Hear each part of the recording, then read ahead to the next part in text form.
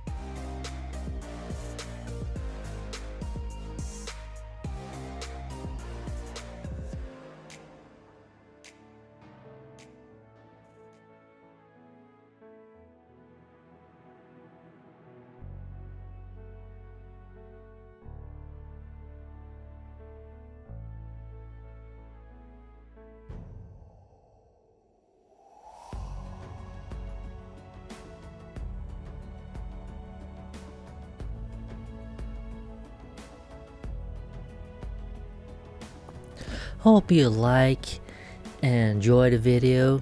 You know what to do, subscribes and likes and comment, etc. And it looked a lot better with before, not blanket whiteness.